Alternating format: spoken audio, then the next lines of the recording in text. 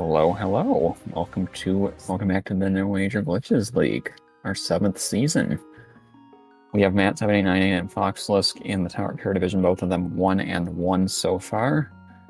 And I'm going to hand it off to Chex Human and Clearmouse. Take it from here. Yeah, thanks VXR. Hello Chex, good evening. Hello, Clearmouse, how are you? Doing very well on this pretty balmy Monday evening. But you know, this is week 3, final week of NMG League Season 7. I can't believe we're already at 7 seasons already. So yeah, we're here pretty much at the finale. Pretty much. Did you know, Chex, it's almost League? It's almost League again. It's almost League. Almost. 3 almost, because we're in the third week. Yes, you're right. You're right. We can definitely count. It's hopefully we'll get fewer blue balls than 3 tonight. That would be kind of nice. You know, for both Mac and Chex and Fox.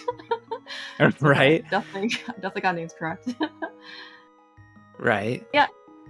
So that's right. Yeah, we have Matt versus FoxLisk, and both of them are top runners of this game. Matt is a consistent runner, runs all the time, and our runners are off, by the way. So during this cutscene, I will mention Fox has a recent 123. Hasn't been running as much, so we have a bit of a difference between our runners, and will be interesting to see what happens. Yeah. Oh, yeah. Well, yeah. Big congratulations, you know, for Fox getting the 123. I think I saw on the SRL leaderboards he has a 123.53. I didn't actually bother to look at the timestamp on that PB, but if that's the actual thing, I mean, big congrats. I mean, Fox is, I think he's ranked number 6, I believe. At least that's when I checked earlier this evening. And you know, there are definitely like 10 people or so on our leaderboards with a 123 or below. I mean, so yeah. Extremely impressive. And lots of people have run this game. 123 is absolute. An incredible achievement. Some people may never get there, honestly. So really impressive. Yeah, Wait a minute. No, it's true. It is very impressive. Yeah, and you know, so like the especially, you know, when, just like any other, you know, hobby or endeavor, they kind of start out right. Usually, you know, it's like once you kind of get the mechanics going, you know, figure out how to not be clumsy, you know, kind of get your kind of like bearings straight. You figure out beyond what slick is considered, like, you know, what the legal moves are. You kind of try and, you know, claim a movement you're here and there. Improvements kind of come in, you know, pretty major chunks, especially, you know, just like the more you play this game, right? You know, the faster you are, you're going to improve. And especially when you know, start out, maybe, you know, your 100-minute run is like a huge milestone, right? And then you play a little bit more, and then you can work your way up to like, you know, sub 95, sub 90, you know, kind of, you know, trying to, you know, whittle your time down from there, right? But of course, certainly the higher you go, or in this case, the lower your time goes, going from like a 125 to like 124, like the whole minute is incredibly difficult now, and it gets even like exponentially more difficult to try and kind of shave down, like, you know, from 124, you know, to 123. So it is, yeah, it's very impressive. That was the hardest minute for me, going from 125 to 124. If you talk to Fox, he has a different attitude. That the hardest minute for him was going from 126 to 125.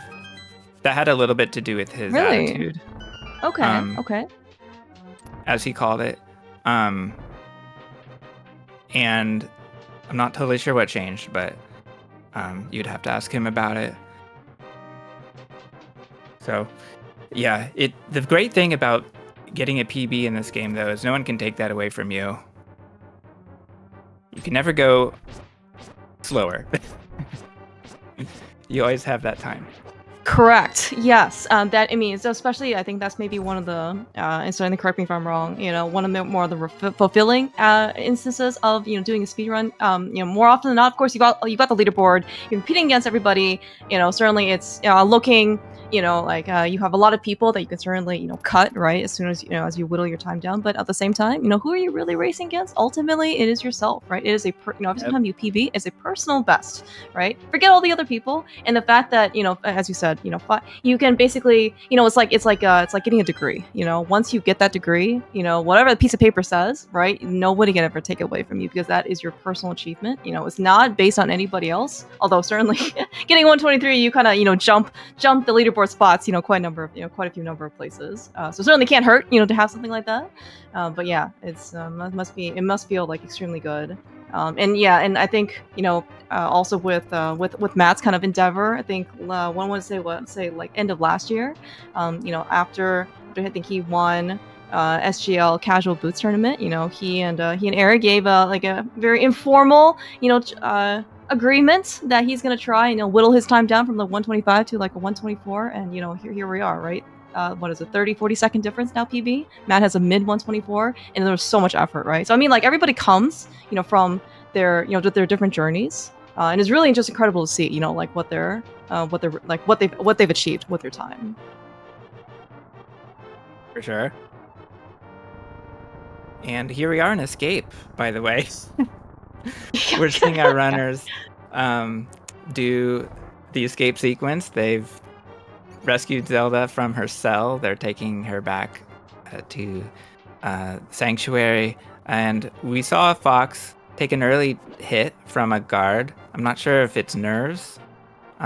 He released his sword early by accident, apparently. Oh goodness. Fox is down to half heart, which is odd, I must say. It is certainly yes, uncommon, uncharacteristic of really like any person at this stage. However, though, does that mean that just because you get you have a 123 or even like a 100 means that you can't die in Escape? Of course not. No. These rats are not discriminating whatsoever. They see anything that moves, they will go after you. Yeah. And yeah, I'm just not going to say anything. Oh, I love it when we get to push the rat with the block. It's always silly. Oh yeah, very again, this is new content. Here we're seeing a lot of extra boomerang usage from Fox. It is definitely better to spend 17 frames to throw the boomerang versus how many minutes is it to maybe start over at the front of the castle. Right. Well, from here you would start from throne room, but it is costly still. Yeah. But good news. Maybe it was all a big gamble, or sort of a big slingshot, for Fox, because we do get heartbeat frames, so we get to speed up, the text box just a little bit. Yeah. So he does get some of that time back that he has spent boomeranging. That was substantial. It was, yeah. I mean, yeah, the fact that Matt, he was too safe. This is spoiler, guys. You know where all the items are. Okay, you don't need anything extra. You just go as fast as you can.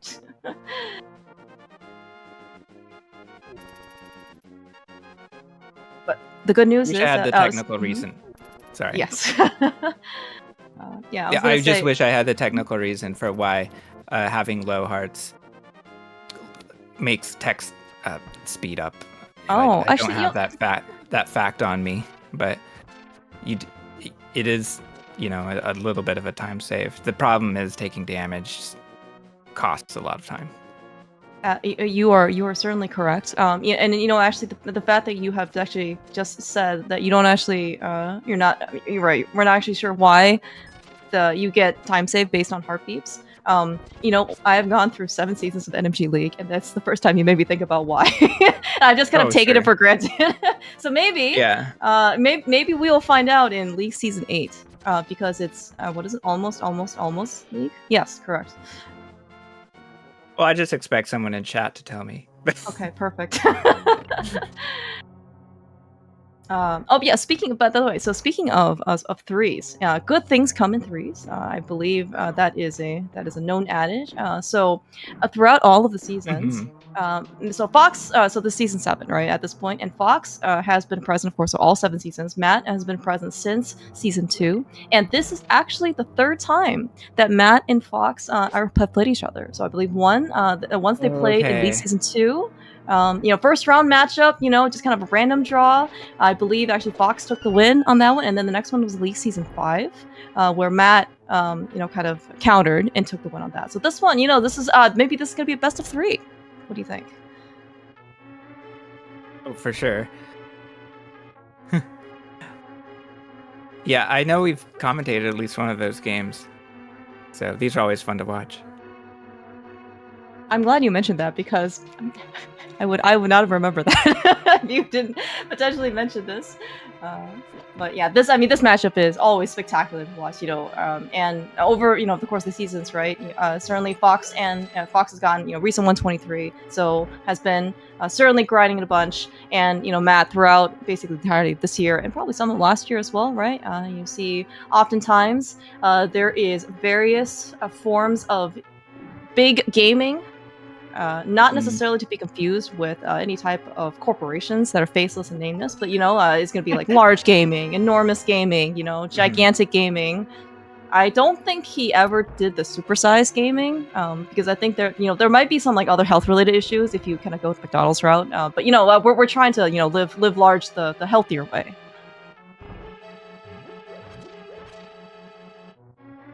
I really appreciate really the well sync, by the way. Yeah. Yeah, so this is Eastern Palace. Let's see how we do with the skull heads moving. Fox has to take a little bit of time, so his skull head moves. Mm-hmm. What I do is I look at the top right skull to see if it detaches from the skeleton. Uh-oh. Fox needs to be careful. Oh, Jude, you could squeeze through that. We're done with that guy. I get it. Okay. All right. Well, Fox is showing us just exactly, like sometimes it doesn't pay to be large, okay? Sometimes it pays to be super skinny. Because, Link is an elf who can apparently fit in, just like Minish Cap, can fit in many, many places. Everything is fine. The escape was just the appetizer. Eastern Palace is course 2. I don't consider it to be the main course because I don't think we can really eat something this substantial, so soon after dinner. But here we are, Armos Knights, the most cheerful of fights. Fox even get a little bit of health back, so it's not gonna be as dramatic as it could be. Both runners go for the Pinka strat with the down arrow.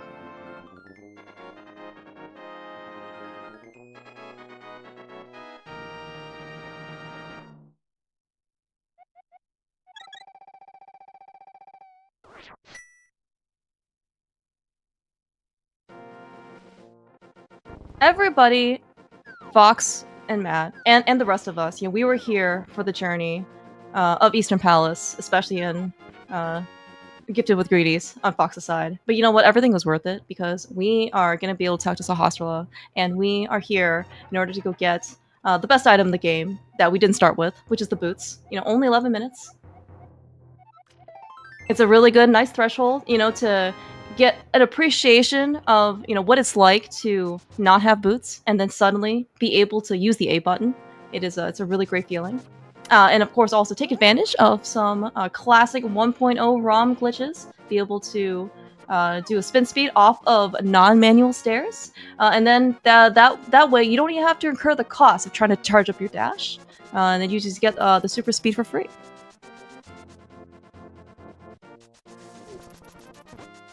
Welcome, by the way, people from ZSR. Welcome in on the final week of NMG League Season 7.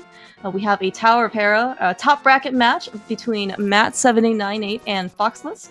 They are both 1-1 for the record, and they're going in this case for all the marbles.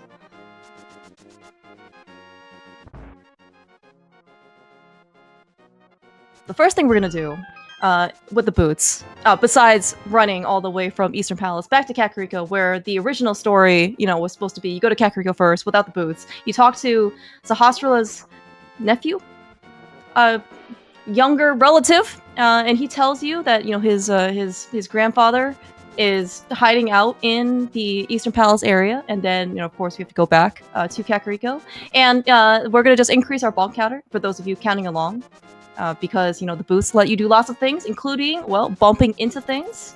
Both of them had a very nice entry into the library. I don't think we saw any spin speeding in there, but we're going to use all the force of the boots in order to go knock off this gigantic book that we don't need a library card for or anything.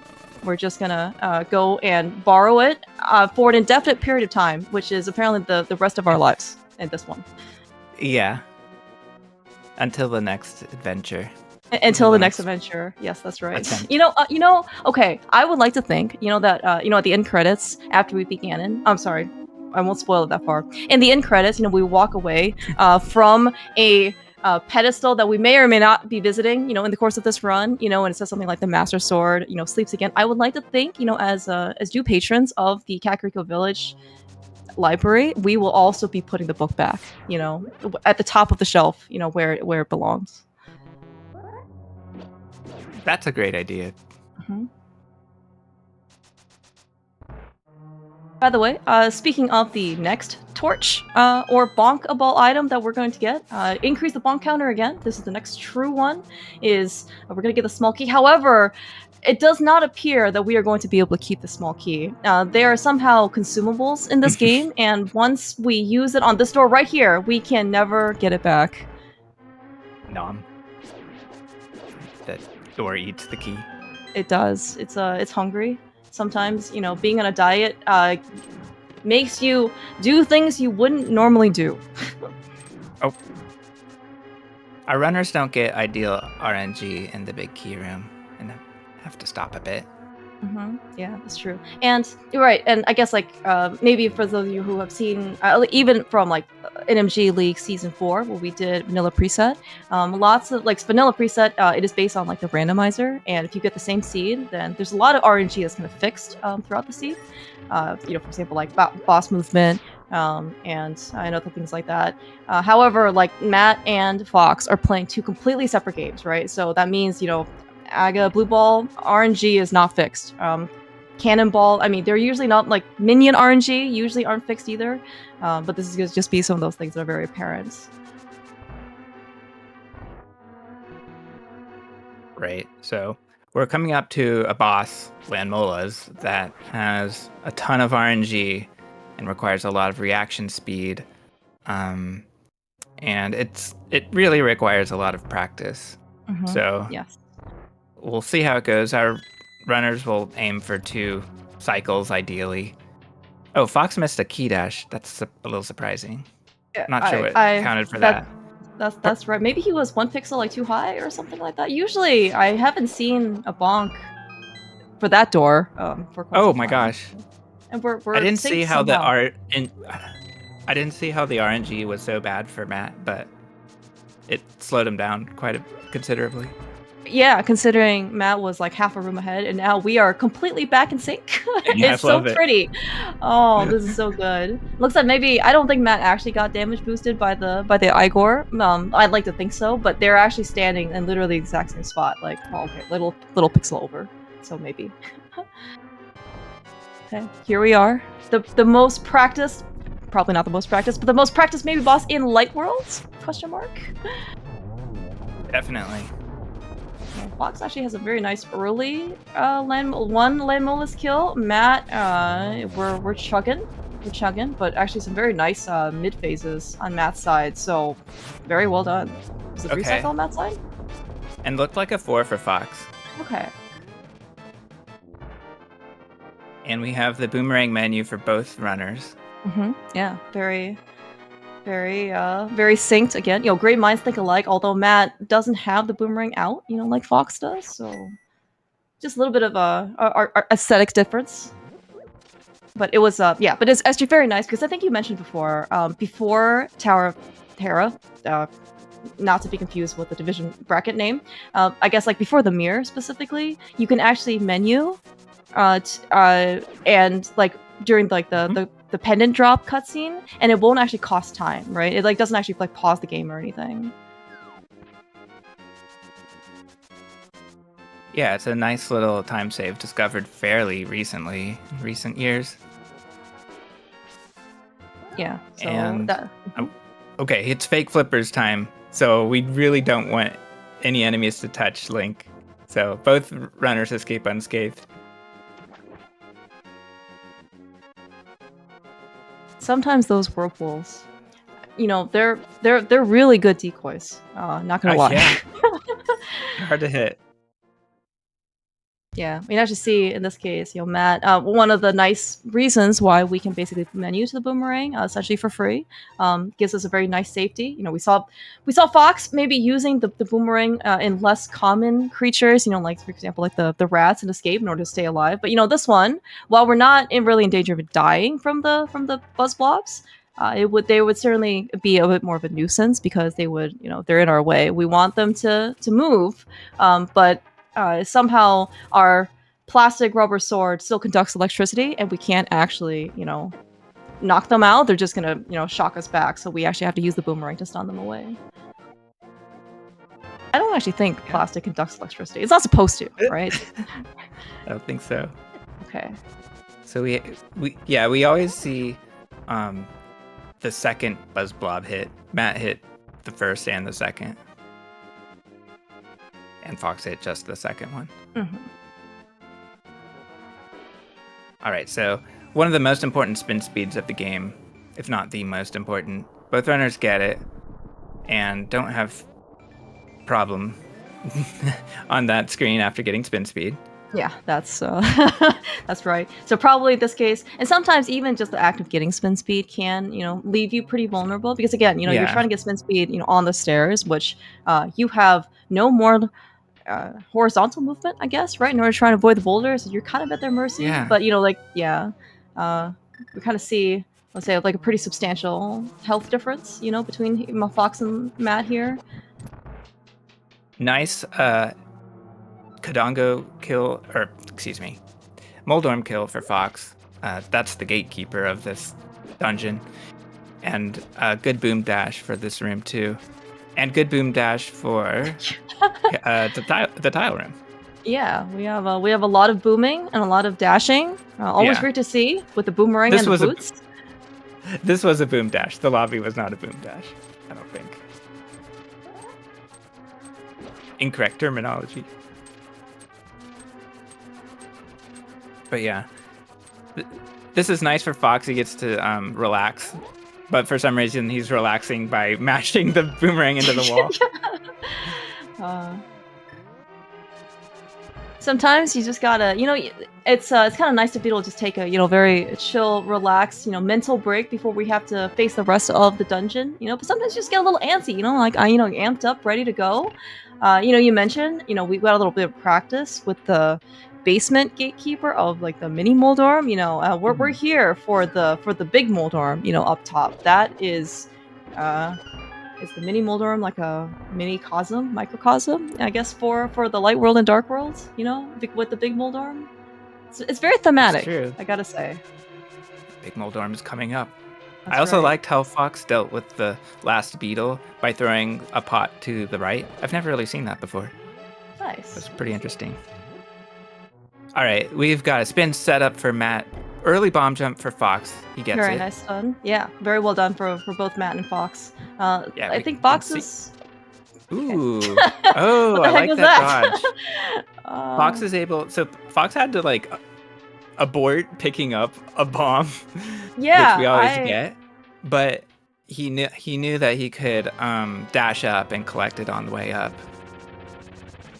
I think that was like an extremely great reaction. I mean, maybe also because Fox has seen this stuff before, and so he was kind of prepared for it. But also, you don't often get to see that. So even if he hasn't done it very much, it was a very nice backup. Oh, hello, Moldorm. Okay, cool, perfect. Nice fights for both runners. Yeah. At least giving us the sync we want.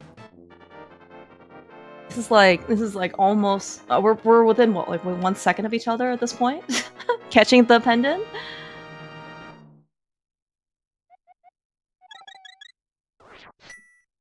That's right. Yeah, and it is true, as Helpasaur King tells us, as evidenced by the 3-digit counter, this is not randomizing. Thank you, Chexasaur King helper. Okay, there we go. Maybe we should get Max to help us out too. Maxasaur as well. Okay, I'm good. But yes, this is the vanilla game. I will say that Matt almost Matt was managed to get out of traffic a little bit earlier. Maybe he left a little bit before rush hour, but Fox almost got bamboozled. Maybe he was, he needed to run a red light or something. Didn't catch how Fox caught up on blue rupees. I know Fox was lagging behind, but now both runners have 27 exactly. Still synced up. Oh, gosh. It looked like Fox had to redo a dash. Was he gonna run into the mushroom? The mushroom, right? Yeah. So, okay, I was also wondering that. I don't know how close or far you can be from that mushroom without picking it up. I've seen people go pretty dang close, but also it just seems so risky. And there are very few things that can probably ruin a person's day in the light world. I mean, there are many like little things that can ruin your day, in the light world. But I think maybe at this point, because of especially because of muscle memory, and like where the items are, like in your inventory, that mushroom I think can really mess up Matt and Fox. Definitely. It would be a combination of, reacting to your own menu, which is gonna cost you frames every menu, or you just miss menu and then you have to re-menu, which is going to cost over a second. Yeah. Oh, yeah. That's definitely true. Anytime where I think you have to adjust, right? Either your dash, in this case, like a menu or anything like that. It's kind of like you have to start all over again. Starting over a dash and readjusting is another half a second, right? 30 frames in order to try and charge up your dash again. Can actually quite add up.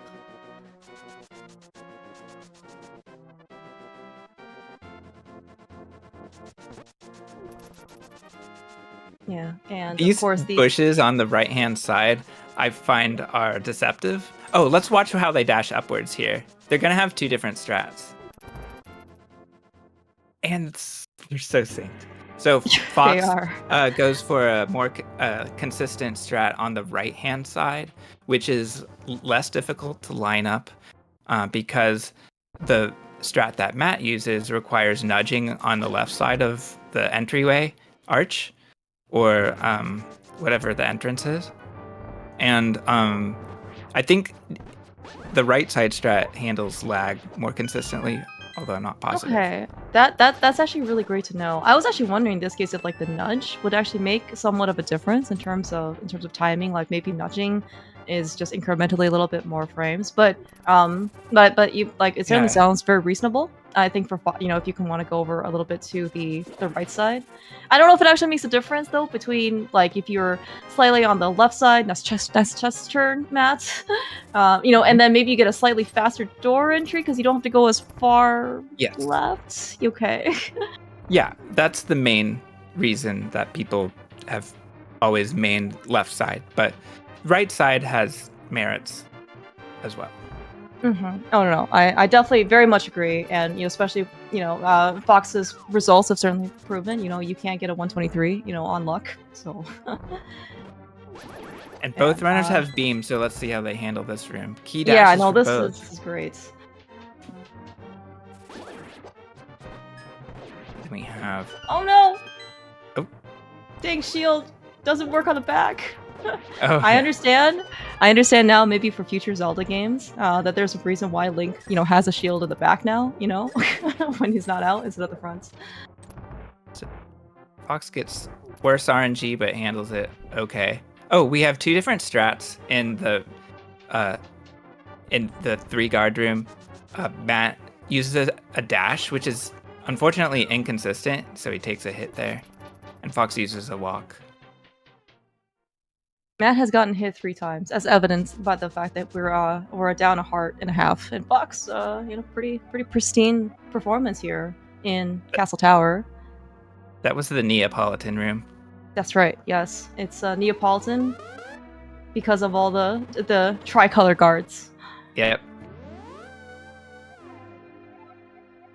Yeah, we are extremely close. All throughout Light World. I mean, they have been. Well, I was gonna say neck and neck. No Trinex jokes here yet. But we are coming on. We are here on Aghanim, the actual gatekeeper of the Light World. We have one blue ball for Fox. Yes. Yeah, we're gonna see how lucky or unlucky, or equally lucky or unlucky that Fox and Matt are gonna be. Okay, is that 2 blue balls for Matt, maybe? And Doom Tap correcting me, that dash is not inherently inconsistent. It's just a 2-pixel window. 2 frame. Maybe. Okay, I've lost count, but I also have lost count. It's actually kind of hard in order to keep track of number of blue balls. But looks like Fox is going to be the first one into Dark Worlds. So maybe that was just a 2. Because there was no lightning cycle. Yeah, so lightning and then Matt defeats Aga, so that's 3. Thank you, VXR. Okay, so Matt actually has to endure, I guess, like 1 more. So he got a little bit unlucky, I guess. It was like 3 compared to 2. So it could be because he got an extra lightning cycle. Yeah, so that's 12 seconds lost just on RNG alone. It is unfortunate that, Matt is going into Dark World 12 seconds behind. However, that being said, though, this is Dark World. We have roughly 2/3 of the game left to play. 3 dungeons plus Castle Tower in Light World, and you have 7 Dark World dungeons plus Ganon's Tower in Dark World. So, and I believe many people have said at this point, runs are made in Dark World, right? Light World, yes, like, it does matter. Everything matters. However, Dark World matters. Dark World matters. Yeah, Dark World matter. And that's right. Fox shows us a very silly thing that happens with the boomerang, that it disappears after Link jumps off of a cliff. Presumably Link is catching it ahead of his own sprite. I don't know, but that's very silly looking, and I haven't really seen that before. It's a very impressive boomerang. It really is.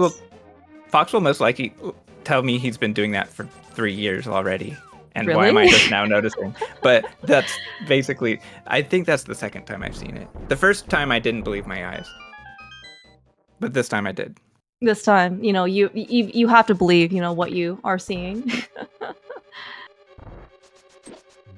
All right, yeah, just slightly delayed going in, of course, for Matt, but again, very, very, very similar times. I also do appreciate the nice rupee consistency. 3 rupees for both Matt and Fox. I appreciate some bomb, same bomb, same arrows.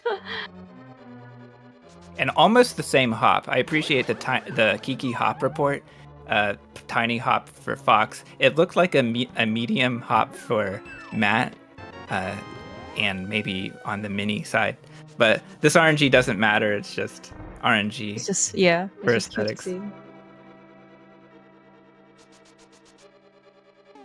Looks like they're both going to go for the, I would say, like very traditional, classic pod routing. And this is this case. They're going to go get their small key from Shooter Room, pick up a couple extra bombs, and then going to bomb open the bomb floor here, and then go get the big key and the big cheek chest. Recently, I think if you're extremely skilled and consistent with the A button for hovering, there is an additional. There's a different path you can take that I think it saves like 6 seconds or something in pod, which is pretty significant, but. We're not going to see it here. We'll just stick to the classic strategies. Yeah, not today. And so we have a quick hop. I find these quick hops a little difficult, but Fox handles it well. Matt just goes for a dash. And now it's time for hammer jump. So we want to see as few buffers as possible. Fox hugs the bomb at the end, and very well done. Yeah, we even got a nice little heart drop, from the mini Helmasaur, which is also kind of nice to see. Oh. Yeah. Fox, at least was Fox down a heart? No, I don't think so. But I saw a heart on the bridge, so I'm gonna assume that like one of the mini Helma dropped it. Which I think just means that there's a better chance of getting a fairy sooner, I guess. Oh, true. Uh-oh. Fox misses the first arrow. But yeah, I do want to reiterate, really well done hammer jumps for both runners. That's easy way to lose second after second. Yeah, you mentioned before, right? Every menu basically costs roughly 1 second. Yeah, so the hammer jump or the hammer jump in general, I can saves. You can menu like what 30 times or something and still be okay. Oh no, Matt. Everything's fine. Everything nice, very nice backup for Matt. Yeah, but just because like you can menu a lot in order to try and adjust your position on the bridge and still save time. Again, one is a race. Two, you want to go as fast as possible, so you really still want to limit the number of buffers you have. All right, coming into Turtle Party.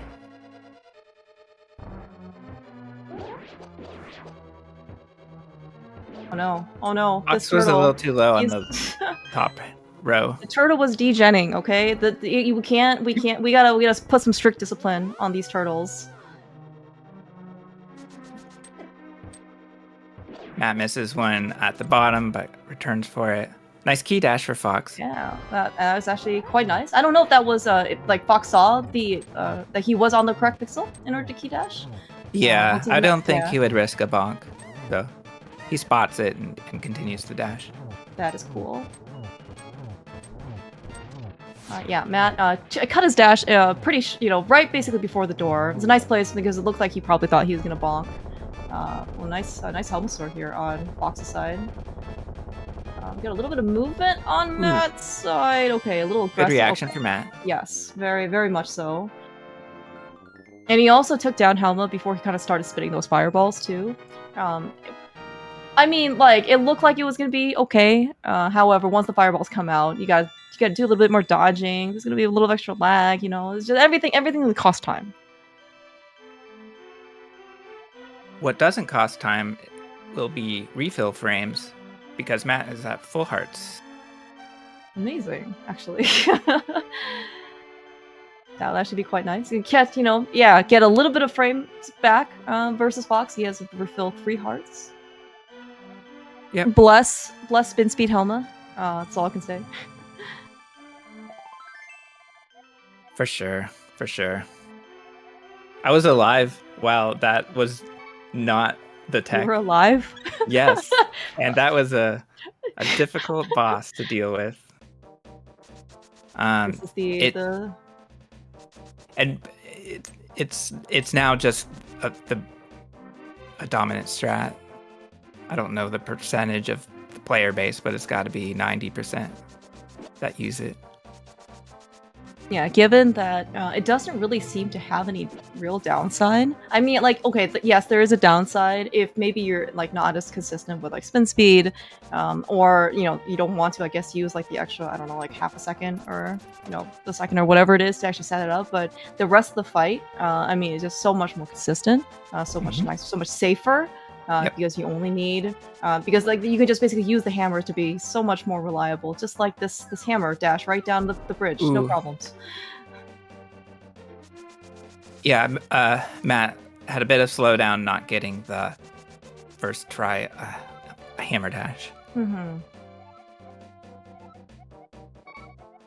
All right, so Fox is talking to the flute kid and talks high. And so does Matt. Neither go for a grab in this particular case. We are looking at the kind of which strat is faster, and I don't know if it's exactly settled, but the lower strat where you grab saves time on the text box. Presumably because the game doesn't have to draw Link's shield while he grabs the stump. Oh, is that kind of similar then to like when we're in Swamp, we try and like grab the wall, so the game has to draw like fewer pixels? Okay, that is actually good to know. Yeah, and just like the you know how text is laggy, just like the Swamp cutscene is laggy. Yeah. And I think is that also part of the reason why like their file name is always one character? Like the longer your name is, I guess they're just like more characters you have to put in. Yeah, that's just about displaying more characters. Yeah. But yeah, I mean, that is an interesting question. Does having a longer file name affect the lag? Who knows? Yeah, this I think maybe if you want a default answer, there's the like you can probably just assume that yes, whatever you do or whatever extra is on the screen will cause lag until proven otherwise. Because it really does seem like everything in this game, rupees, shields, you know, extra whatever the game has to draw, right? That's just like that much more power, you know, processing power we have to go through.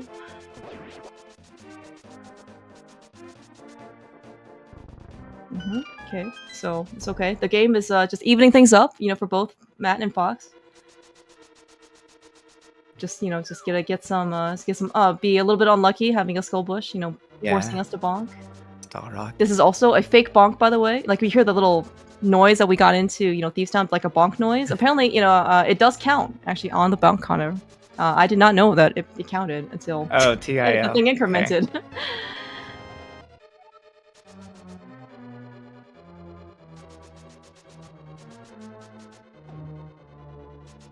Yeah, so we have Thieves Town, and there's, you know, of course, lag, like we were just talking about. We're seeing it everywhere. It's even gonna affect Hellway coming up. Let's see how Fox deals with this key dash. Sometimes it seems like Fox just recognizes the pixels rather than nudges, but yeah, I'm not totally sure how he dealt with that. Maybe he did nudge. Okay, we got bad RNG, but a good pixel for Fox. Yeah, oh, yeah. It was actually very nice recovery. I was actually a little bit worried about the ultimate dash going up, but, you know, Fox did quite well. Oh, Matt, though, saving a few seconds on Fox right there, but also very well. Good first dash. Yeah, and on the Hellway. Just a little bit of lag for Matt. Yeah, and you can actually really tell, especially this hallway. There are just so many enemies in that thing, and like sometimes like some of the enemies I would say they can actually kind of double up, you know, count for two because of the berries, right? The Patrick Starfish. Oh yeah, the Gibo. Yeah, the Gibo. Thank you. Yes. Yeah, because like there's like the tiny little thing in the middle, right? And there's also this like this giant blob thing outside, you know. So that to me it looks like two enemies.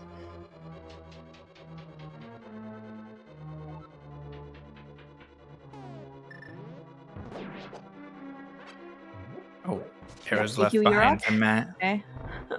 I am learning what the ways to remember all of the different bestiary enemies. More bonks. These those key doors are impossible.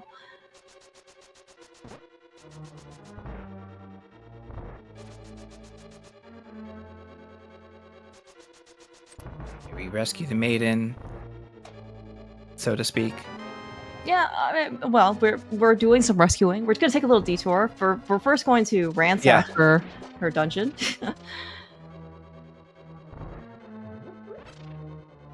It's okay because she's just, you know, she's actually watching us do it, and so, you know, she's just giving us her consent, right, to take the Titansmiths out of the dungeon.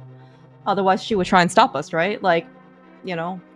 It's very confusing how Ganon's minions are. Like, what are they doing? How are they organizing their dungeons? Why are they hanging out where they are?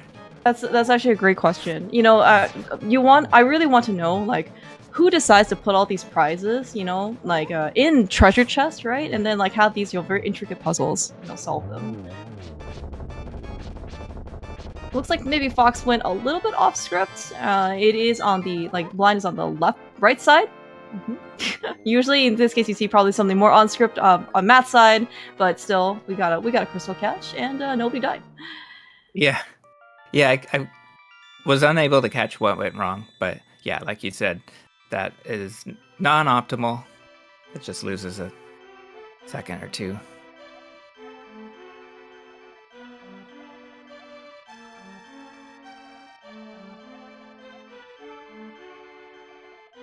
We have one of the shortest cutscenes, so there's not too much text mashing at this point. And we're off to Skull Woods. Fox is just a bit ahead. Yeah, but I think maybe in the grand scheme of things, it's more or less still like the blue ball difference. I guess we kind of seen from Aga Tower or post Aga Tower. So the Fox and Matt have kept very even pace throughout. Trade some blows back and forth, right? Matt, like for example, got a little bit of time, on the Hellway, and maybe like a tiny bit on blind. But I mean, and Fox I think has had some very nice movement, in some of the other rooms. So it's very very even. Certainly at this point.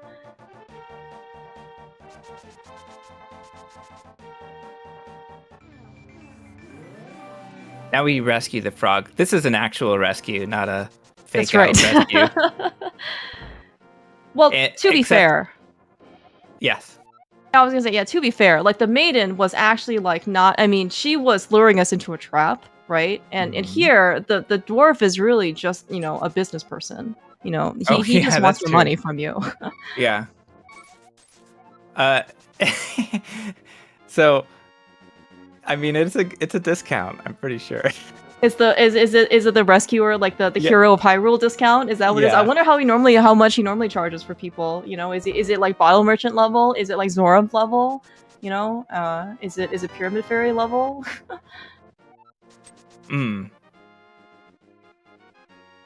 Yeah, you have to pay for hard costs.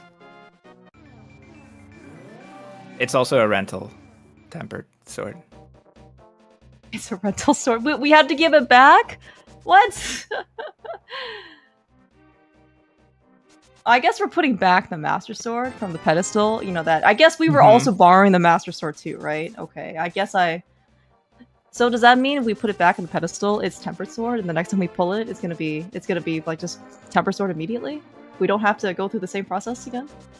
That'd be kind of nice, I wish.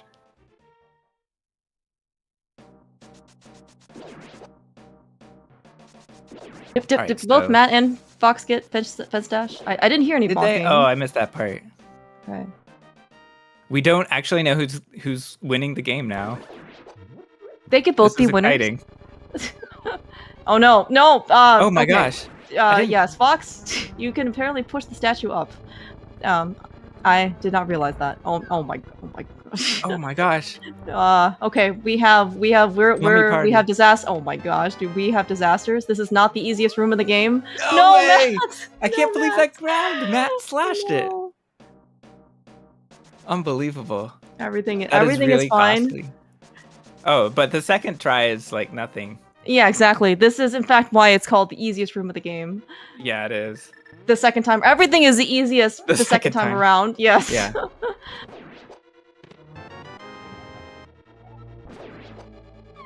Yeah, so Matt should still be fine. He ended up taking, I think, 2 hits from the Gypto, or one of the Gyptos as well. Like I said, I don't think it's going to be in the world, because usually, especially for Mothula with Tempered Sword, the fight's usually pretty fast, and so you don't have to worry too much about your health. Maybe, but it can be, you'd rather certainly go into Mothula with more health than, just 3 hearts. Ideally. But no matter. We don't need it. That's right. Yeah, exactly. Matt, of course, he has played lots of spoiler in the past as well. So hearts are, just a figure. It's just a number. All right, and numbers don't matter. That's what I've been told in every math class that I've ever taken.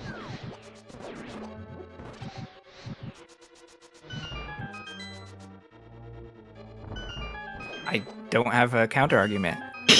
Yeah. Every number that I've learned begins with I. Whoa. All right, very nice spike corner key drop there for Fox. Very nice disbursement of the mummy on the spike. And we're gonna see this case a Mothula fight. Okay. A bit of a chaotic start for Fox. He has to be careful. Oh my gosh. I'm glad that last hit was the last hit. That last slash. Because Fox was down to 1 heart. Okay, collectively, let us say thank you, Sankheart. Because it was certainly very, very necessary for this one. Matt, we got some heartbeats of encouragement, as well on his side, but his fight looked significantly less like we're gonna die at any moment type of situation. Yes, I was very encouraged by that fight. That's right. No, it was faster than Fox's, so Matt does save time at the boss room. If only we can actually... Well, okay. From a audio standpoint, especially for those who somehow would like to speed up their heartbeats and get even more encouragement out of them, I cannot possibly condone that type of behavior. However, for speedrun perspectives, if we end up somehow getting like heartbeat frames and increasing the text box speed, if we can actually somehow make it play during this cutscene, maybe maybe it could be a little faster. Yeah, unfortunately not. It doesn't happen. I mean, for sanity's sake, I don't know if I could listen for like double or quadruple heartbeats, for that long of time. Like there might be some, whenever a Christmas scene cuts or hits, there might be some volume down. Nice shield usage on Fox's side. Always very satisfied to hear the clink sound when you got some bad. Well, it's going to be bad because you have to kind of turn around for the shield, but.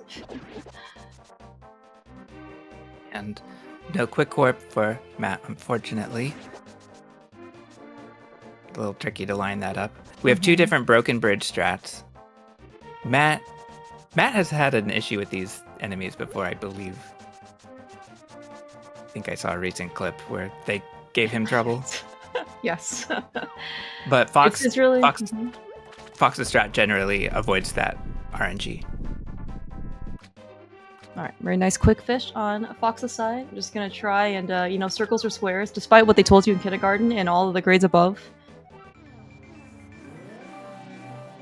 Matt, maybe not quite trusting the box, True. We're circles. We're gonna go within the lines. It's okay. That's what we've been taught as well. Circles beget circles. We have the quick medallion and all of the like sine wave and everything. There are no corners.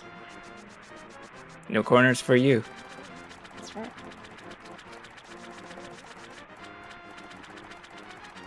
And we have one of the hardest overworld screens, Zora's Domain. It's very easy to simply walk too close to the edge and lose a second. Yeah. And despite the fact that, yes, like we don't have flippers, at least yet. We'll get them immediately here, on Fox's side, and of course on Matt's side. Before flippers, though, if you end up kind of jumping into the deep water, you do get, I guess, iframes for what it's worth. So it can be something maybe for you to pinch, and you don't want to take a hit, from the Zoras. That could be, a deterrent for that. But however, though, like think about, as you mentioned, think about the time loss that you have, right? You have to go, see the jumping into the water animation, then hopping out, and then you got to readjust your dash, and it's pretty costly in the grand scheme of things. Fox uses a menu to determine whether he's going to dash down or left. Let's see what Matt does. Matt does a later menu and dashes down regardless. Okay. I agree with him clearing the area there. A little bit of a sketchy RNG there. Yeah, and the most important part that in addition, of course, to preserving time, is we want to come in here with full health, and especially in this case, we kind of saw Fox also do the same thing with sword beams, and Matt also taking, backup fire rod shot that he can certainly afford in this case to take, in order to try and preserve sword beams for the next couple of rooms as well.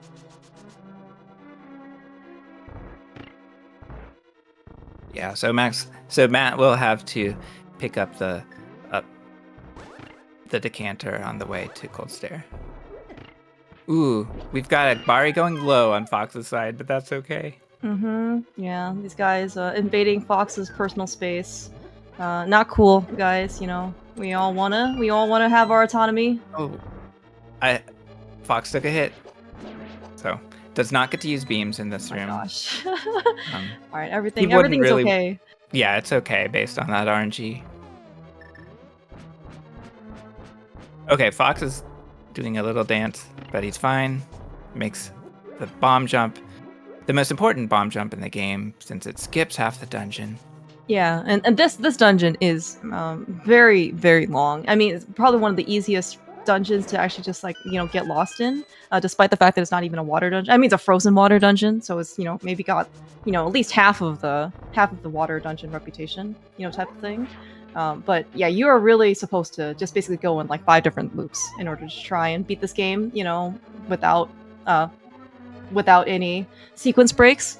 In fact, actually, Nintendo Power, like the strategy guide, official one, tells you that you're supposed to do Misery Mire first to get the Cane of Samaria, to hit the switch, to make a block to hit the switch on, instead of going through the Ice Palace, proper. It's so upsetting that the Game Boy Advance version took that cheese out of the game, because it's like an official strat. Because it's from an official source. Wait, is the Game Boy Advance they changed version? the puzzle. Wait, so is that the version also has like a 9th flute spot as well? Yes. Oh, okay, all right. Well, it changed all kinds of things. Yeah, I don't know. I don't know. I mean, I don't know how. I'm very conflicted about that game. Yeah, I mean, join the club. Very, very nice coaster fights. Good coaster fights, yeah. And that. No problems at all. One of the scariest bosses. But yeah, there's no problem here. Yeah, it's always, again, like if Fox ended up taking a little bit more damage, just among the course of the dungeon. Ideally, you would have like a multiple of 4 of hearts, like +1, so like either like 5 hearts or 9 hearts if you can get there. But I mean, you'll probably take more damage, just so you could take 1 cold stare hit, if necessary. So usually 5 is good enough. So right now, like in theory, Fox could take another hit and it's still been fine.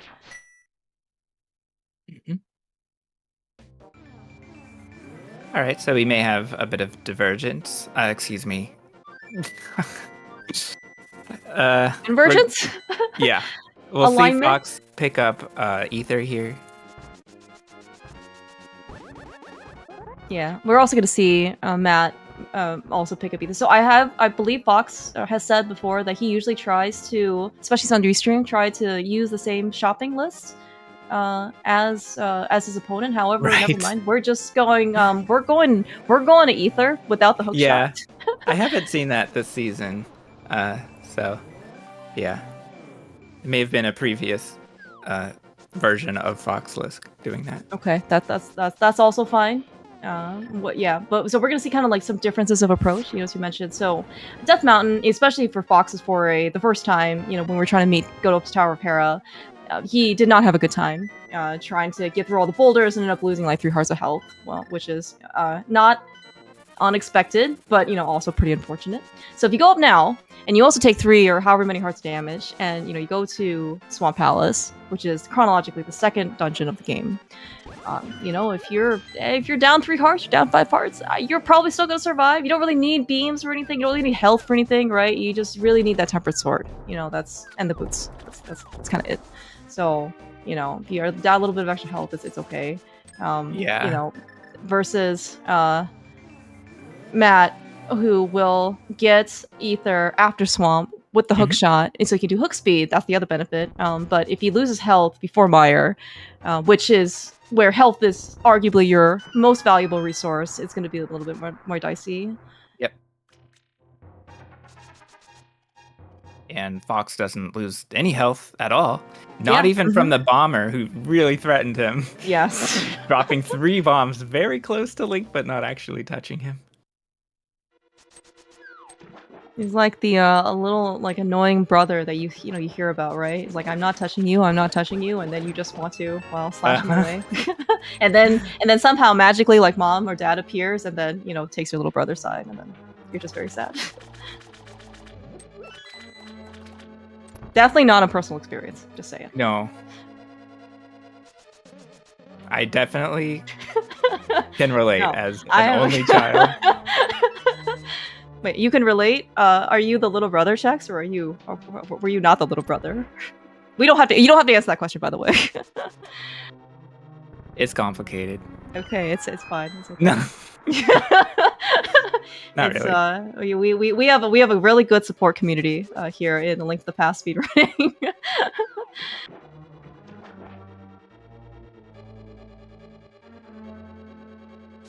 All right, so we're approaching left side swamp. We have to pick up the big key from the left side. We have to hit a crystal switch.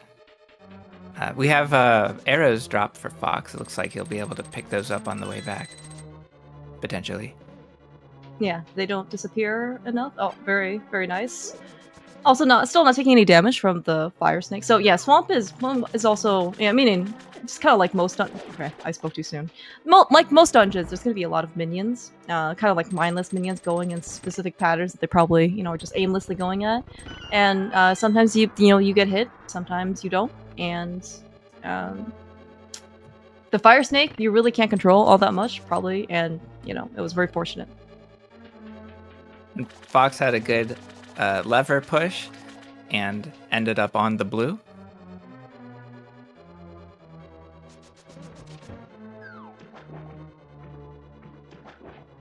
It's like the Swamp Hall of Fame.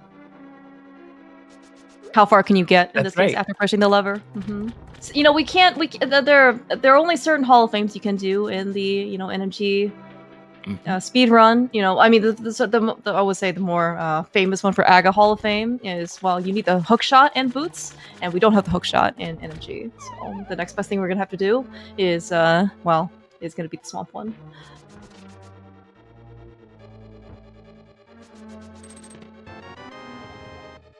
Yeah, so speaking of, so because Matt didn't end up going to get Ether initially, he is going to be the first one to the hook shot, which means, in this case, if you are not a fan of spin speed, do we have the item for you? It's absolutely free, and you after the smith, you are absolutely done with spin speeds for the rest of the game, which is going to be great. We're going to see Matt do a hook speed instead on the manual staircase when he goes up the mountain, as opposed to, you know, what Fox did, had to do another spin speed. Yep.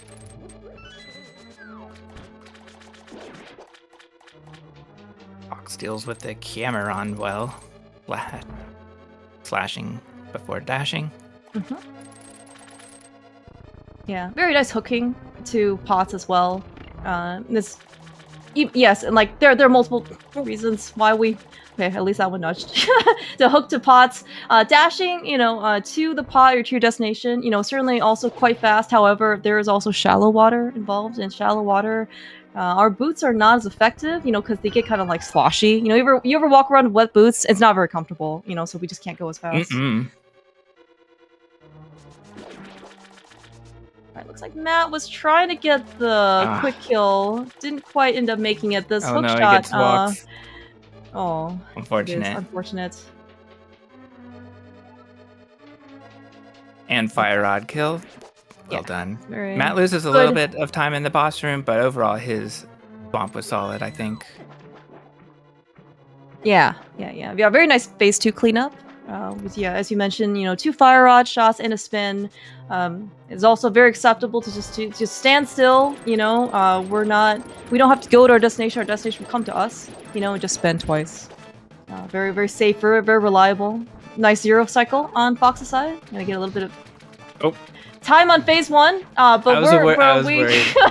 We had some kind of oh no. Comment from Fox. I was like, this is too good. This is perfect. Yeah, so Fox loses a little bit of time in phase 2, but oh well. Next segment will be better.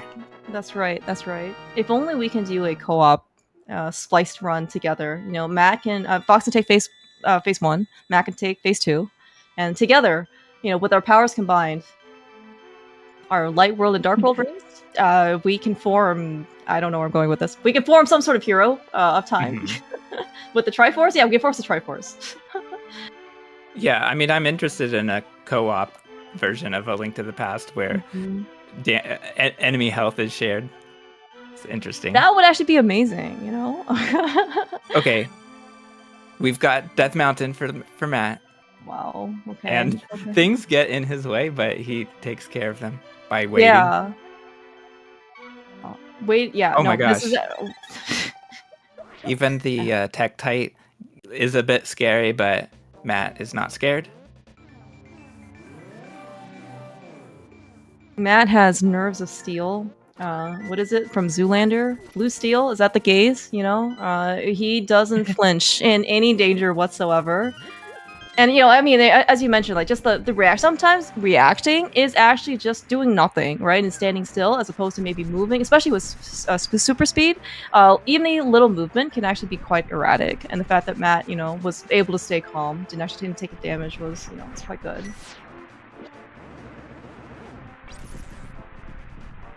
All right, good reaction from Matt. Dealing with the crabs, 2 crabs in his way. So he's in Ice Rod Cave here. Fox will be coming here later. Yeah, Matt's usually you know, one track mind. You know, we gotta leave the house, right, and go run errands. We're only leaving once. You know, just like you only take in one, you only bring in groceries once, right? We're only gonna go out once. We don't need to go back out once, come back in, go back out again because we forgot something. No.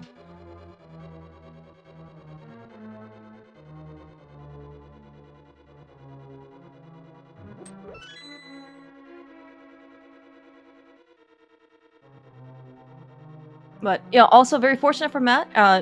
In addition to being the Ice Rock Cave area, is I would argue that is the most anxiety-inducing screen for when Matt plays, because you can just lose so much health on that screen for no good reason.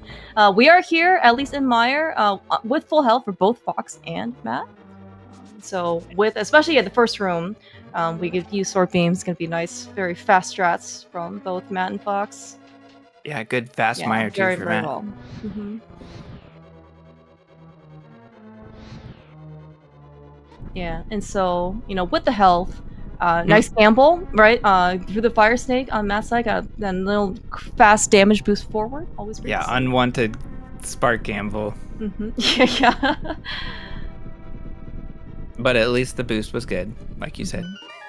Yeah, and we ideally would like to have, let's say, like 7 hearts going to Vitreous. And you can have 5. 7 hearts is what I've been told is to be comfortable. You can certainly have more. That's that's no reason to unnecessarily lose health. You know, and intentionally in order to give yourself an extra challenge. But that just means that we are able to potentially have a heart or 2 to spare, just in case something terrible goes wrong. Or maybe Fox's case, if he wants to try and do the real spark gamble. We tried. We spent 1 heart for it. We did not get damage boosted forward, but we get our participation trophy.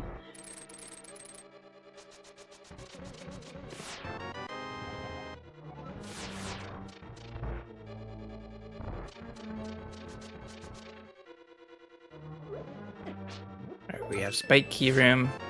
Sometimes it's possible to go too fast here and miss the switch, then you take an extra heart of damage. Oh, but yeah, that's true. Because of the our runners are not doing that. Yeah. Yeah, that's also pretty unfortunate. I think you can get 1 more heart here before you go down to the basement. Or sorry, yeah, like you get a heart pot, and you have a heart chance from the Wizrobe. Oh, dude, do you see this unbuffered spark gamble? Good Matt literally gamble. Just like I didn't even think that you could do that without a pause buffer. But here we are. Matt actually got damage with it forward. That was a heart very well spent. Yeah, I think that's part of the gamble. You get a good boost sometimes. Cool. All right. Bring out Matt. From Canada. We're going to Vegas. The pause is actually to frame rule it. Okay, cool. Thank you. Yeah, one thing we've seen from Fox in recent runs is his ability to simply dash through the spark entirely. That's so cool. If it's a well-timed pause, you can redo this. Redo the cycle. I don't know how to say this, but I want to say the cycle resets, so you have a better chance of frame ruling through the enemy. And we're learning new things. Vitreous fight. Okay. Yes. Yes. I agree that it was actually a very good Vitreous fight on Fox's side. Little bit of extra cleanup because there were 3 eyes missing, but I mean, Fox still nailed the 0 cycle, and that He was, basically as soon as he fired off the last arrow to kill the small eyes, like he was immediately able to use the bow to kill the big eye. So it was very well done. Now Matt coming in with 6 hearts. Because I think he took a little bit of extra damage on the spike coming in. A little unfortunate, but again, you only need 5, and 6 still should be pretty okay. We'll see in this case if he wants to take a slightly different path. Yeah, but we're good. Well done. And Vitreous is down for Matt. Yeah, these are great. So yeah, so Fox has finished up the large talk from the 6th maiden. And we're going to go get our ice rod. That's right.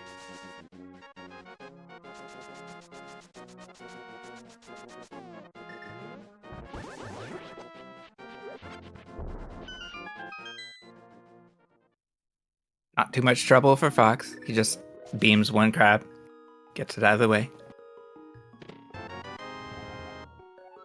Yeah, and again, like if Fox ends up taking a little bit of damage, from the crab, it's fine TM. I mean, yeah, it would be great to have beams and some health for Turtle Rock because everything hits like a truck, and we have deceptively 13 hearts, which you think is a lot, but then if everything just does like 4 hearts of damage to you, you're suddenly on like 2 or 3 hits, and then you're not so happy anymore.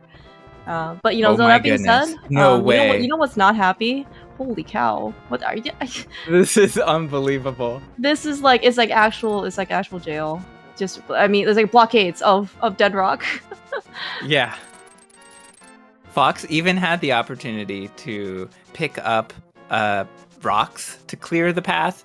That even was blocked. They were just so well placed. We talk about everything. Dead rocks are frame perfect.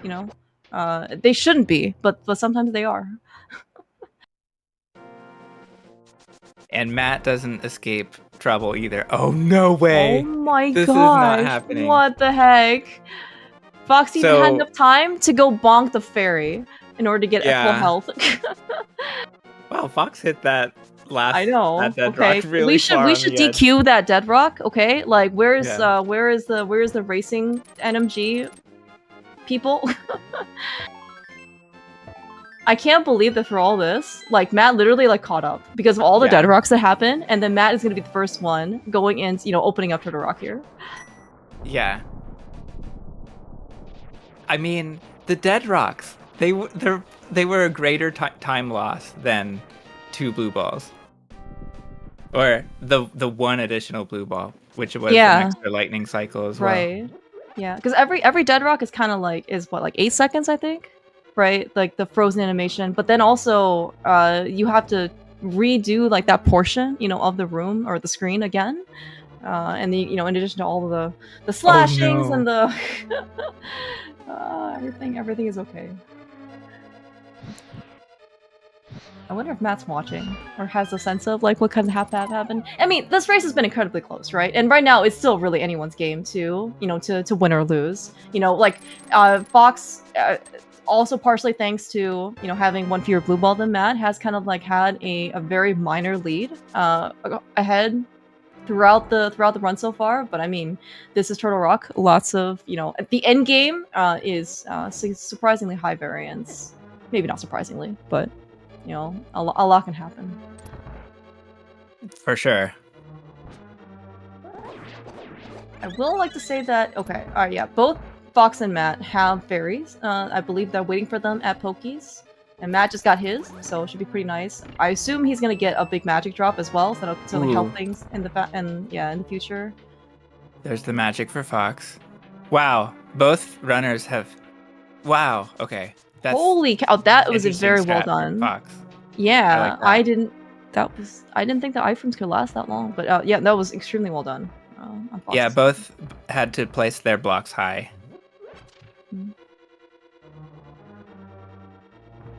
If you're Oase, though, you would just use Brahmin Block Blast. Ooh, Fox is going to set a little bit of time versus Matt. Like, incremental. He didn't pick up the 5-arrow pot because he has enough arrows already. And, partially due to, like, he got an extra 5-arrow drop when he was in Swamp. look at that. Look at that depth avoidance from the 8 bombs. You know, on Fox's side, he picked up the rupees. You know, which is great. But he avoided the 8 bomb path, which is even better.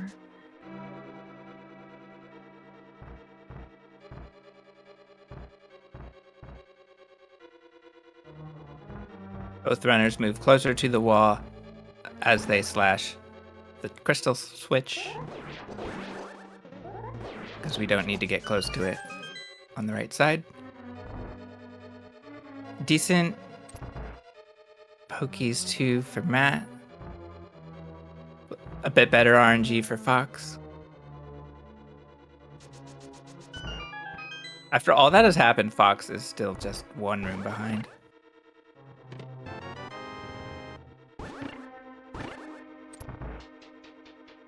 Both runners are able to use beam strats, which is so much nicer for a crystal roller room.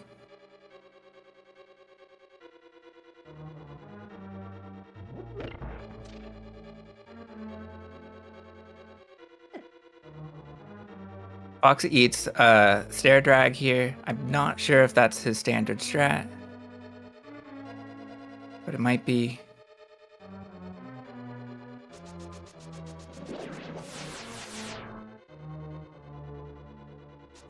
And going into Laser Bridge. So what is Matt's strat? Block. And we'll see what Fox's strat is.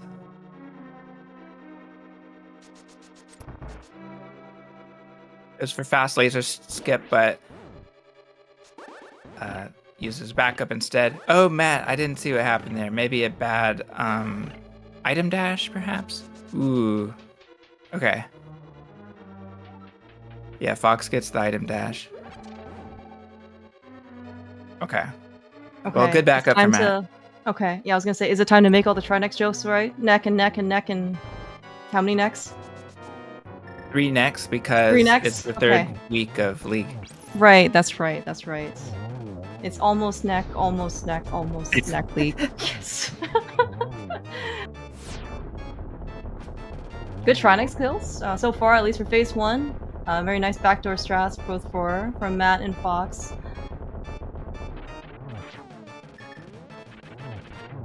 Alright, very nice quick kill for slash on Matt's side, and for Fox. It's really very nice spin and slash.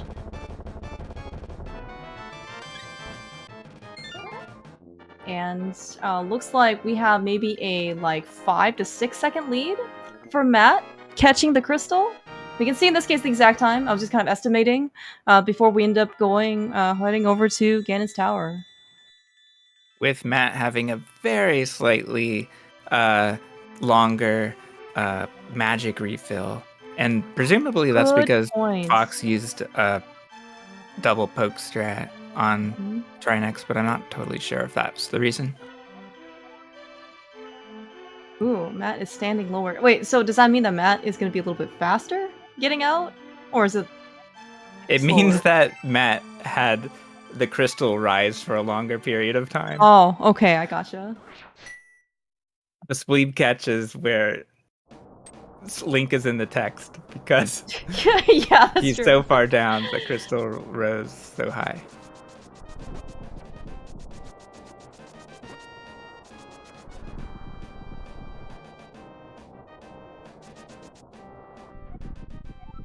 Okay, I think that was 35 getting the cutscene. This is 39 on Fox's side. Very, very close game. Okay, now we're not going to have any divergence anymore for routing wise. I'm fully expecting these guys to go the exact same way. Which means at this point it is just going to be a pure gameplay battle between Fox and Matt. I also presume that they're also not going to get the torch glitch, torch key. Torch glitch is not until Ganon. Commentator's curse. That's right. No. We're gonna think very happy thoughts, for both Matt and Fox. It looks like Matt doesn't go for spike skip right. That's something that he says that he does not usually approve of. But Fox ends up getting it. I think that saves 10 frames, 20 frames. Yeah, Fox gets it.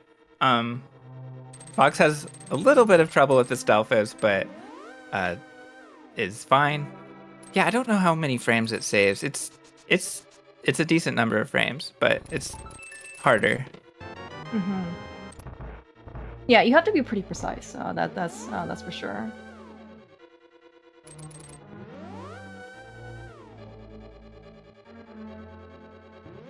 I can see what it saves me. Yeah, this is definitely one of those things where if let's say like race nerves are getting to you, maybe you know where your opponent stands and it's literally going to be like seconds apart. Maybe you want to turn off the other stream, just concentrate on your own gameplay. You know, maybe it makes you feel better that you've got somebody running, within 5 seconds of you, right? Whatever you got to do in order to try and make yourself, cool down and play your best game.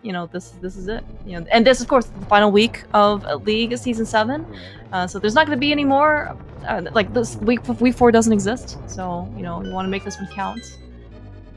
Nice Armos on Matt's side. He's also going to pick up 1 extra chest in the back here, so it's going to be a little extra time versus Fox. He got the chest right before Ice Armos. It's still so close. And now we have it is. Upper GT, which has a bit more RNG, especially in Gauntlet, coming up. Yeah, Mimics. Yeah, and I think it was 2 seconds separating them going upstairs, so it is super, super tight. Oh, very nicely dealt for Mimics on Matt's side, including the lag. I think it's actually kind of difficult to handle at times. But Fox getting slightly less lag and handles Mimics very well. Textbook. Yeah.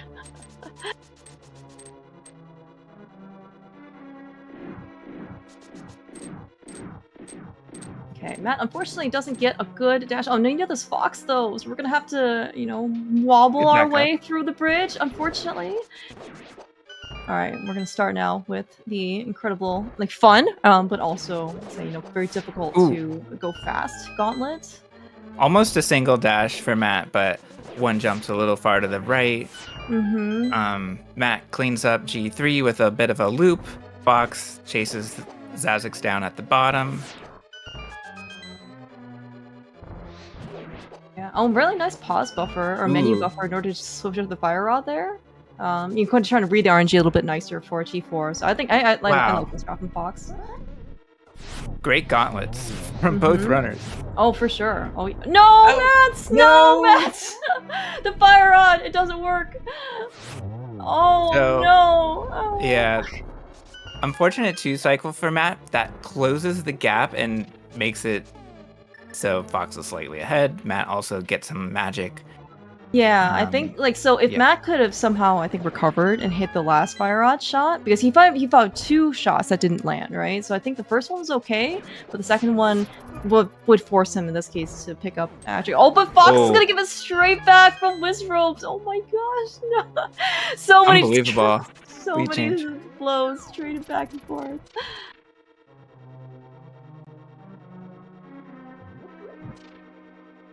And Malmo says that was a heroic shot from Fox. Are you talking about Lammo too? Because Fox got in the middle of it and saved the 1 cycle by shooting to the left.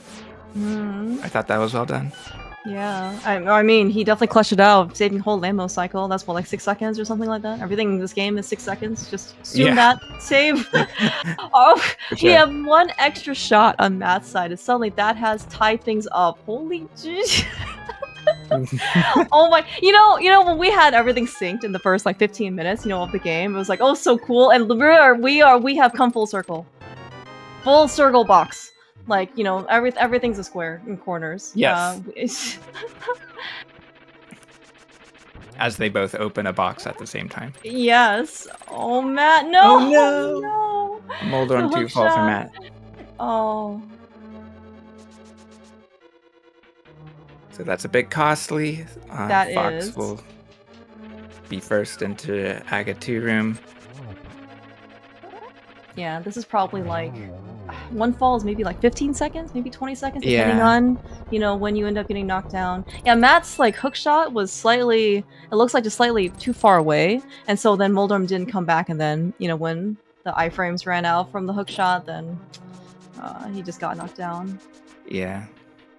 Now we are going to get different patterns, you know, for Aga 2. I have not been paying attention, but Fox has had, that is a really good cycle. That was definitely a nice triple. Yeah, good play. So maybe 3 cycle? Yeah. All right, Aga 2 for Matt. We get a double on the first. Oh, okay. no. Single on the second cycle. Yeah, I think, yeah, Matt's looking like he's just trying to, hit and slash. And this one, okay, this one looks like it should be a double, should be gettable, so no blue balls. Yeah, I think that was a 4 cycle. That was, yeah, so it was 2, 1, 1, 2. And Fox drops into Ganon. And of course, we don't have silver arrows, but we don't need them. Yeah, so Fox is just trying, you know, to play his game, concentrate. We just can't get too close. We want to get close, but not too close to Ganon. If we get too close, Ganon hurts a lot, like a lot. Probably know exactly how much health Fox has, so that's not a good idea. Getting the nice 1-1 for phases 1 and 2. And we're going to see in this case how many warps Ganon decides to do on Fox's side. Again, you know, it's not going to be the same. Or it can be the same, but it's not guaranteed to be the same. Yep.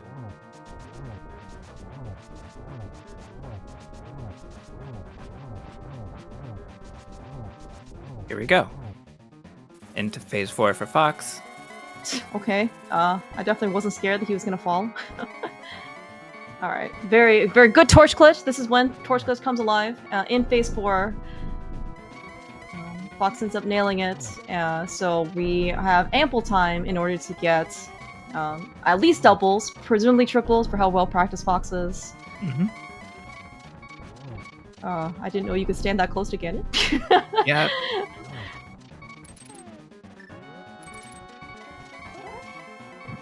Alright, Matt also gets torch glitch.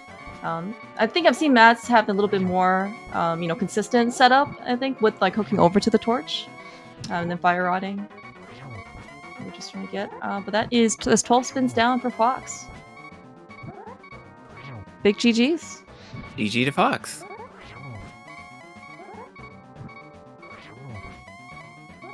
Very solid run. 125-16. This is a race setting situation, you know, nothing that you can really, you know, like reset out of. I think it was Blaine who said, like, if you're maybe within, I forgot the exact number, but, you know, like minute and a half or like 2 minutes of your PB in a race setting situation, you know, that's quite good. GG you know, to especially Matt. for Matt. Yeah, Matt, very well, I mean, well fought run. Really, you know, unfortunate Moldorm fall at the end. It kind of maybe swung things ultimately. But, you know, for Matt having a 124, mid 124, basically within 1 minute of his PBs is really great. Speaking of Matt, we are also joined by Matt. By Max7898. I forgot that his name was still here. Hi, Matt. GG's. Hi. Hey, GG's. Were you aware of how close you were to Fox? I knew it was pretty close, yeah. It actually ended up being a larger gap than I thought it would be. Based on what You mean I saw like at the end, or? Yeah. Hey. Yo, Fox. GG's? GG. Yo, GG. What happened? You were, I think, going into GT. What happened? I stopped paying attention. I got knocked off by Moldorm. I had kind of a rough pattern. I still don't think that was the difference, right? A Moldorm fort doesn't cost 31 seconds. No, it's like, I don't know, 15, 18, something like that. It's a lot. Yeah, I didn't follow how your Ganon fights compared. But yeah, you were both neck and neck going into Moldorm. So that's where things took a turn. Gotcha. Yeah, I had 2 warps and then like pretty fine after that. Like I got the double, but no cape spin, nothing like that. I had more than 2 warps into a top right blue Ganon. So Yeah. Oh yeah, that's it's a lot of brutal. time. And then Aga 2 was 4 cycles for Matt versus 3 for Fox. Oh yeah, I'd like to give Can credit for that 3 cycle. Why is that? Because of speeds of the Yeah, orbs? I would not have known where to get the speeds to line up without him looking into that. Oh, okay. Yeah, I thought that second cycle was well done. That was a triple, right? Yeah. The first one I also hit him with all 3 blue balls, but I think it only counted for 2. Oh, yeah. Sounds right. I saw that we both had pretty funny mummy rooms. Yeah. Yeah, that was definitely This Is Fine rooms. Yeah, so I learned from Clear Mouse that's called the easiest room in the game the second time. Yeah, I think Matt has an emote about that. Yeah, I do. Gotcha. Yeah, I don't know. I was watching, and well, I did look. I checked at Aga, and we entered at the same time. I guess he got less blue balls, Yeah, I got and 2. then I was having kind of a disaster Dark World, and then I checked going to TR, and I was ahead, and I was like, oh man, I wonder what happened to him. I got deadrocked. Oh. You know the first overworlds, like the end of Waffle House drive-through. I managed to stun both deadrocks in a way that they blocked both the top and bottom paths. Oh no. It was pretty funny, honestly, but also enraging. And then I got deadrocked again. Yeah, my TR, it was like an 807 TR. I was horrible. And then you knocked that deadrock so far into the ledge, I've never seen it. Yeah.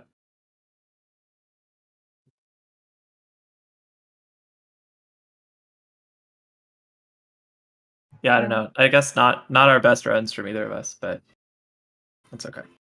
I mean, things happen, but I don't think it was, and I don't think they were unreasonable runs. I mean, this is also a race setting situation, so Yeah, 125 is not nothing the to. worst. Yeah, but congratulations on your 123, Fox. Check said it was recent. I didn't even when I looked at the leaderboard, I didn't even bother to look at the timestamp. So yeah. Oh congrats. yeah. Thank you. And also congrats on your 122. It's a plus 122. But oh yeah. 122. Yeah. Hey, I was only plus 113, right? These races are handicapped, aren't they? Is that how it works? Yes, yeah. So you have a vanilla preset world record, is that right? Yeah, and you have an NMG record. Gotcha, I understand. But this race was, I mean, it was super close. Yeah. So going into Dark World, I think it was really just the 12 seconds from blue ball difference, and then going up climbing GT. I mean, it was within 2 seconds. So I mean, extremely close race, basically the whole time up till basically Moldorm 2. Yeah, that's good. I'm glad it was a good race to watch. Yeah, that's good. Yeah, sure. I mean, there wasn't. I had some okay gameplay in there. Also, some disasters. I was actually having because I knew I was ahead in GT, and I was having a really good GT. I had like a 408 Land Mo 2 entry, and then it all went downhill from there. I had like a 411. I did some really truly insane stuff in G3 that cost a lot of time. I don't really know what happened, but it was yeah, that was not good. But yeah, my GT was fine. I ended up with a 710, which is acceptable. I messed up Wizrobes too, which is weird. It was weird that was the right side guy. Oh, that's always the guy that I miss if I do it. If I mess it up. Yeah, I think I missed the left side. Okay. I'll have to take a look at that. Also, Doomtap said you had a huge Doomtap said you had a huge attic, but I couldn't tell why. No, I think. Do you mean just like the interior? I had a 708 Thieves Town with a 302 entry, which is pretty good. Wow, that's really good. Yeah. I think that might be what I was referring to, but the overworld was a mess. The hammer bridge kind of owned me. Oh, that sucks. Oh yeah, I had a 739 or a 439 Swamp Big Key into a 752 Sword Up, which is like 13 seconds of time loss or something. You were struggling to swim, Fox. Yeah, It was really bad. I need to call Brahmin meat. Yeah. Yeah, we were talking about if you combine your phase 1 and phase 2, like Argus's fight, then it would have been an extremely solid, like extremely good fight. However, I think one phase was maybe more lacking than the other for both of you. Yeah,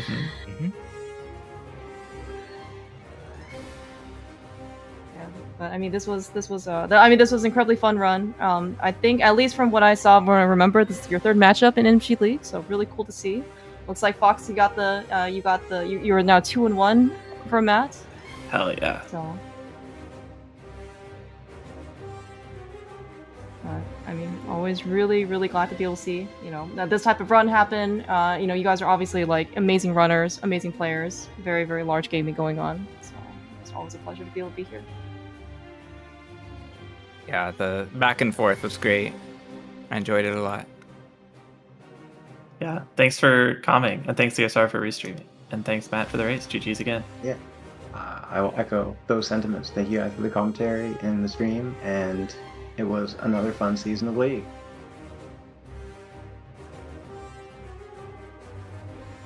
Thanks so much for playing. Really great to see you guys participate, especially. I mean, well, Fox, you've been here since season 1, but Matt, you've been here season 2, so really, really great to be able to see this here.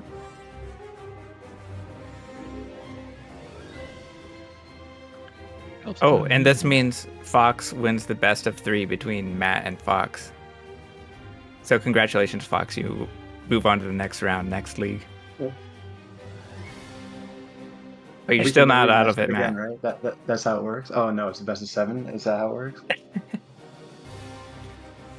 Yeah.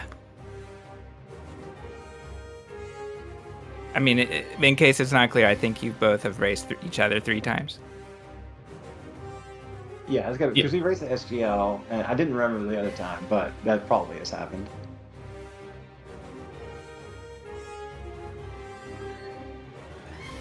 Yeah. Yeah, I see 3 in the history. Yep. Well, looking forward to the best of 7. Or, I guess best of 5 is next.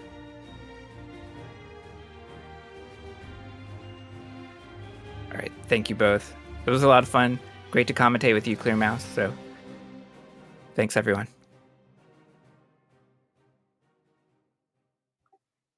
Yeah, thanks everyone for coming out. Thanks for everyone watching. Thanks for a great race, you guys. It was really close, really fun to watch. I'm gonna send this over to the odds, get us all out of here. You guys all have a good night.